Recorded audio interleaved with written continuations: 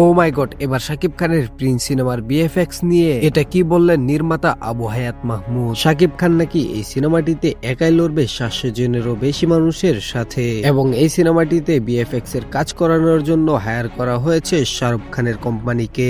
আবু হায়াত মাহমুদ এমন একটি নিখুঁত সিনেমা উপহার দিতে চায় বাঙালিদের, যা নতুন রেকর্ড গড়বে বলে মনে করছে সবাই। দর্শক, আমরা তো সকলে জানি শাহরুখ খানের ভিএফএক্স কোম্পানি সত্যিকার অর্থে কতটা কার্যকরী। আপনি একটি লাক্সারি সিনেমা করছেন আর সেখানে ভিএফএক্স এর কাজ থাকবে না, সেটা মোটেই বেমানান। আর সেখানে যদি হয় শাহরুখ খানের ভিএফএক্স কোম্পানি, তাহলে তো আর কোনো কথাই নেই। পাঠান জাওয়ানের মতো সিনেমা করে শাহরুখ খানের কোম্পানি বিশ্বের বুকে নাম লিখিয়েছে। সেই কোম্পানিটি যদি শাকিব খানের সিনেমায় কাজ করে, তাহলে এটি বাঙালিদের জন্য বিশাল পাওয়া হবে। এছাড়াও বাজেটের কথা চিন্তা করছে না সিনেমাটির নির্মাতা আবু হায়াত মাহমুদ ও প্রযোজক শিরিন সুলতানা আপু। তারা আগেই বলেছিল এই সিনেমাটিকে লাক্সারি স্কেলে গড়ে তুলতে যত টাকায় লাগুক না কেন তারা দিতে প্রস্তুত রয়েছে, এবং সিনেমাটি আসন্ন ঈদেই মুক্তি পাবে।